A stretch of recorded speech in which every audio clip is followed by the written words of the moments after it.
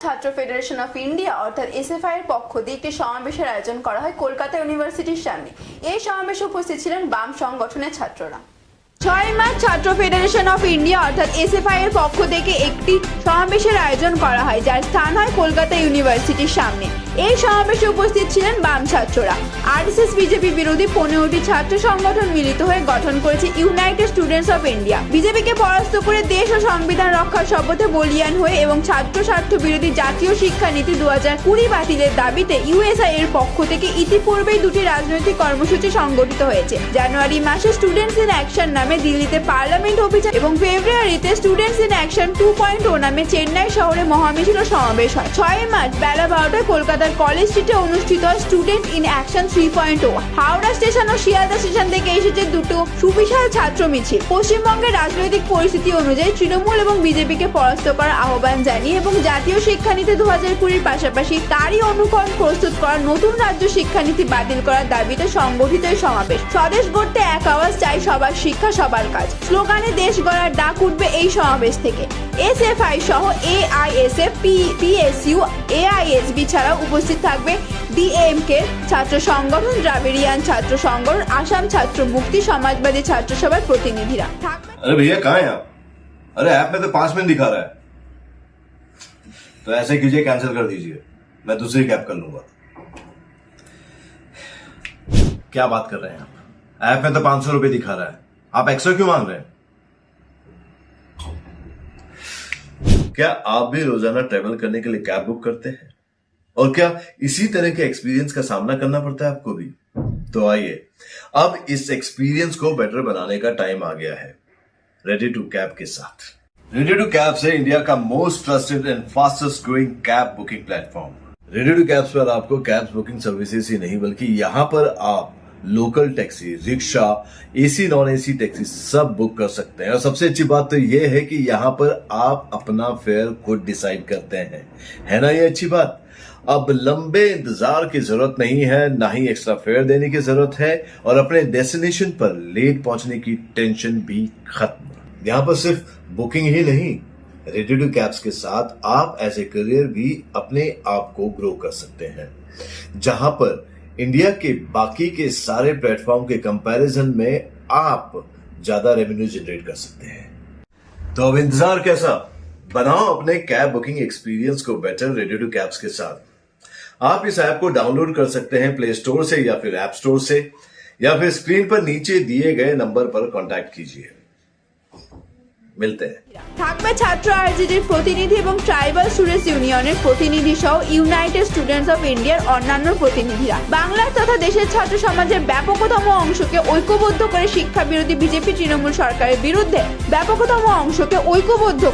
শিক্ষা বিরোধী বিজেপি তৃণমূলের সরকারের বিরুদ্ধে প্রতিরোধের বার্তা দিলেন যুব ছাত্ররা। আমরা তো ওপেন কল দিয়েছিলাম, আমরা বলেছিলাম কেন্দ্রীয় শিক্ষানীতির বিরুদ্ধে যারা যারা লড়তে চান তারা আমাদের সঙ্গে আসুন। আমাদের কোথাও কোনো বলা ছিল না যে অমুক রাজনৈতিক দলকে নেওয়া যাবে না। যাদের যাদের মনে হয়েছে তারা নয়া শিক্ষানীতির বিরুদ্ধে লড়তে চান, একসাথে হতে চান, সবাই একসাথে এসেছেন। এখানে এমন বহু রাজনৈতিক দলের ছাত্র সংগঠন রয়েছে যাদের সঙ্গে রাজনীতিগতভাবে হয়তো সবকিছুতে আমরা একমত নই, কিন্তু তাদেরও মনে হয়েছে এই কঠিন সময় দাঁড়িয়ে 2024 লোকসভা নির্বাচনের আগে বিজেপি বিরোধী ছাত্র সংগঠনগুলোকে এক জায়গায় আসা উচিত। এখন যারা এলেন না, আমার মনে হয় প্রশ্ন তাদের করা উচিত, তারা কেন এলেন না। আমাদের দিক থেকে কোনো ধরনের কোনো ইনহিবিশন ছিল না, আমরা কাউকে আটকাইনি। কিন্তু ব্যাপার হলো যারা কেন্দ্রের শিক্ষানীতিকে নাম বদলে রাজ্যে ইমপ্লিমেন্ট করতে চলেছেন তারা তো অবশ্যই কেন্দ্রের শিক্ষানীতি বিরোধী আন্দোলনে থাকবেন।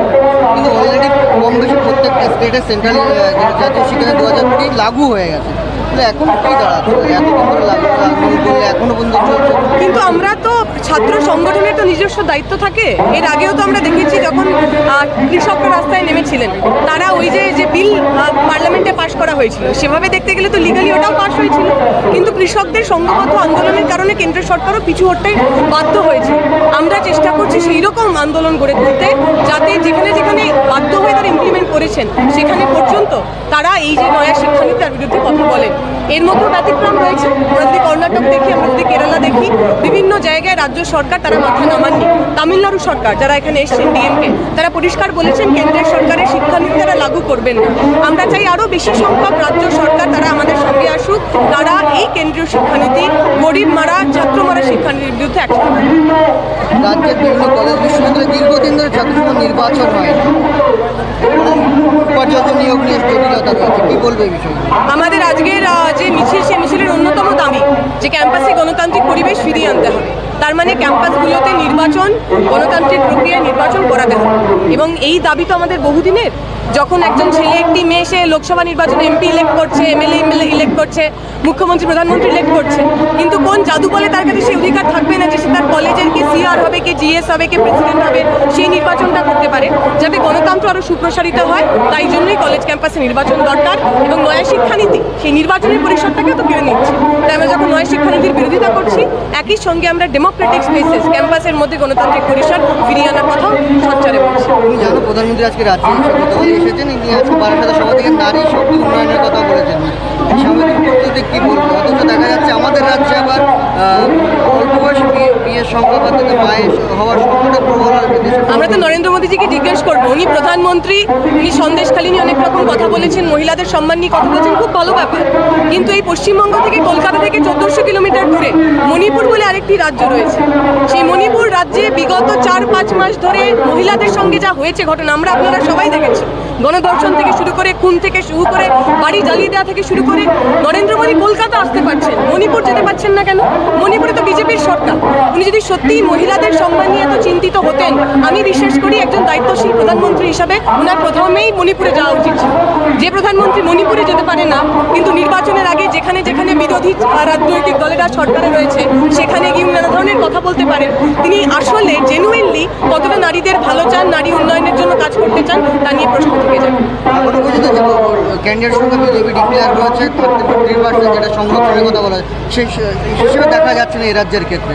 প্রার্থী তালিকা বিজেপি প্রার্থীরা নারীদের 30% হচ্ছে না। তো স্বাভাবিকই তো, যে বিজেপি বিশ্বাস করে মনুস্মৃতিতে, যে বিজেপি উনাওয়ে রেপের ঘটনা ঘটায়, হাথরাসে রেপের ঘটনা ঘটায়, তারা হঠাৎ করে নারী শক্তিকে সামনে আনবেন কি করে? নির্বাচনে জেতার জন্য যেহেতু 50% মানুষ মহিলা, তাদের ভোট নেওয়ার জন্য অনেক বড় বড় কথা, কালভরা কথা ওরা বলবেন। আমরা বিজেপির চরিত্র জানি, মহিলা বিরোধী, দলিত বিরোধী, সংখ্যালঘু বিরোধী যদি কোনো রাজনৈতিক দল থেকে থাকে, সেই রাজনৈতিক দলের নাম বিজেপি।